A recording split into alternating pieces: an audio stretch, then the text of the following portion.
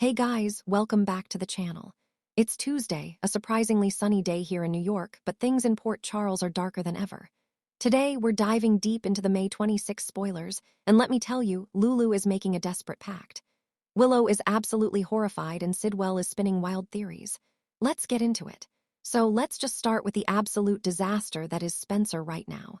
I mean, honestly, what was she thinking? The woman is just drowning in guilt today, and she should be.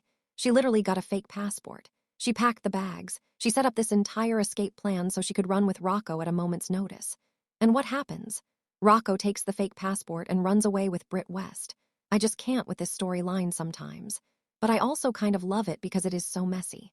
Lulu is sitting there realizing that she handed her teenage son the exact tools he needed to become a fugitive. She basically gift-wrapped his escape. And now Rocco is gone. But let's back up a second and look at why Rocco ran. Rocco gave Britt another reason for wanting to run off with her. He knows Ross Cullum is on to him. Cullum looked at that picture of Danny and Jason, and he knows Jason is protecting someone. Cullum is a monster, a literal monster, and he is hunting a teenager. And then Elizabeth Baldwin got involved. Good old Liz. She figured out the slide burn on Rocco's hand. She told Dante, and when Liz got too close, Britt panicked. Britt had no choice but to grab Rocco and run. She literally locked Elizabeth in a closet to make this getaway happen. A closet? I mean, you have to laugh at the sheer panic of it all. Britt is desperate. She wants to disappear anyway because of her Huntington's disease, and now she's taking Jason's shooter son with her. And that brings us to the pact. Lulu and Dante. Dante is a cop, right? He is the acting police commissioner. He wants to do things by the book, but his son is a criminal who shot a federal agent. So what do? They make an agreement. General Hospital spoilers say Lulu and Dante might just have to trust that Britt will keep Rocco safe until her Huntington's takes over. Let that sink in. They are trusting a fugitive who is slowly dying of a degenerative brain disease to protect their son from a corrupt WSB director. It is insane. It is absolutely insane. But what other choice do they have? Dante knows that if Cullum finds Rocco first, Rocco is dead. Sonny warned them. Sonny literally offered to assassinate Cullum to make this problem go away. And maybe Dante should have taken him up on that offer. Maybe I'm being too harsh on Dante. But you guys know how I feel about this. You have to protect your kids. So, while Dante and Lulu are freaking out, we have poor Giovanni Pomeri breaking down. Gio is just a kid. He is a violin player who got dragged into this mob mess. He broke his vow of silence to tell Dante that Rocco was in trouble. And now he feels like it's his fault that Rocco ran. Rocco running is not his fault, not at all. But Gio is sitting there weeping, feeling the weight of the world on his shoulders. He doesn't know where Britt and Rocco went. Nobody knows. And the guilt is just eating him alive. But thank goodness for Emma Scorpio Drake. Emma steps up to console him. And let's be real, Emma is dealing with her own massive trauma right now. Her grandmother, Anna Dean, just escaped the clinic, hijacked a car, got caught, and is now being transferred to a maximum security facility. Emma is terrified that Anna's paranoia about Caesar Faison is going to get worse. And Jocelyn is currently locked in a basement cell at Windair by cases, aka fake Nathan West, finding clues that Anna was held in that exact same room. The teens and young adults of Port Charles are literally carrying the emotional weight of this show right now. Emma comforting Gio, while her own family is falling apart, is just beautiful writing. I have to give the writers credit for that. It's a small moment, but it hits hard. And then we pivot to the villains. Jen's Sidwell. Sidwell is sharing a theory with Ava Jerome. Sidwell is a scary guy, but right now he is barking up the wrong tree. He wants to punish the person who killed his son, Marco Rios. He is obsessed with finding Marco's killer. But the hilarious and tragic part is that his own ally, Ross Cullum, is the one who killed Marco. Sidwell doesn't know that. Britt knows it. Lucas knows it, but Sidwell is clueless. He is sharing these theories with Ava. And part of me thinks Sidwell just wants to punish his enemies. Whether they killed Marco or not, he just wants blood. And Ava is sitting there listening, probably plotting her own survival. Ava and Alexis are digging into this Delilah Wilson tattoo thing, trying to help Chase and Brooklyn adopt baby Phoebe. And they are going to end up bringing Sidwell's wrath right down on their heads. It is a ticking time bomb. Speaking of barking up the wrong tree, let's talk about Curtis Ashford. Oh my gosh, Curtis, what is wrong with this man? Portia Robinson challenges Curtis this week, and she absolutely should. Curtis is on his own mission and he is destroying his life. He saw Isaiah again and put his hand on Portia's pregnant belly, and he lost his mind.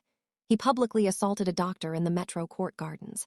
He punched Isaiah so hard that Isaiah fell and suffered 11 fractures and severed tendons in his wrist. Curtis literally ruined a surgeon's career because of his toxic territorial jealousy, and now Detective Joe Fitzpatrick has arrested him. Justine Turner is moving forward with prosecuting him. Curtis is going to jail. And for what? Because he couldn't control his temper. Portia's furious, and I don't blame her. Curtis is barking up the wrong tree just like Sidwell, fighting ghosts and ruining his own family in the process. And then there is Carly. Carly issues a plea. Carly's lies are piling up so high she can't even see over them anymore. She is still scheming. With Valentine Cassadine. Valentine is a mess. He wants to fly to France to break Anna out of a maximum security prison. Carly thinks he is making a huge mistake, and she is right. But Carly is also hiding Jack Brennan in her house. Nina accidentally stabbed Brennan with Drew's paralytic medicine, and now Brennan is locked in lying on the floor somewhere, and Valentine is trying to cover it up. Carly is begging Valentine to stop making things worse. But Valentine delights her with some grand romantic gesture, really a grand gesture while a federal agent is paralyzed in your living room. The priorities of these people are just baffling. But that's soaps for you. So what is Sonny doing during all of this? Sonny Corinthos issues a warning. We see in the preview clip that he has a plan for Sidwell, but it is risky. Sonny wants to blackmail Pascal, Sidwell's brother, into turning on his boss.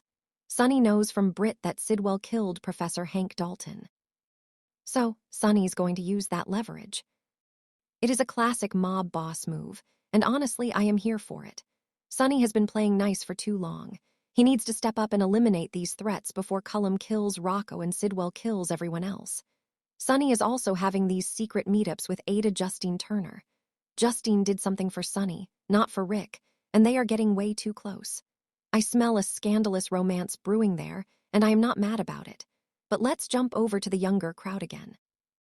Christina Krentos Davis ends up getting some big news.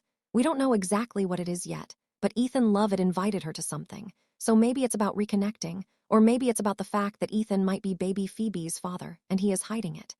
Meanwhile, Kai Taylor has to deliver bad news to Trina Robinson. Trina is trying to focus on this music showcase with Gio, but nothing is ever easy. Trina pays a visit to her parents, probably to deal with the fallout of Curtis getting arrested and Portia being a wreck. By Friday, Trina confides in Gio. Trina and Gio are getting very close, and I think they make a great team. They are both dealing with so much family drama. They need each other to stay sane. And now, the moment we have all been waiting for. Willow Tane is horrified. Why is she horrified?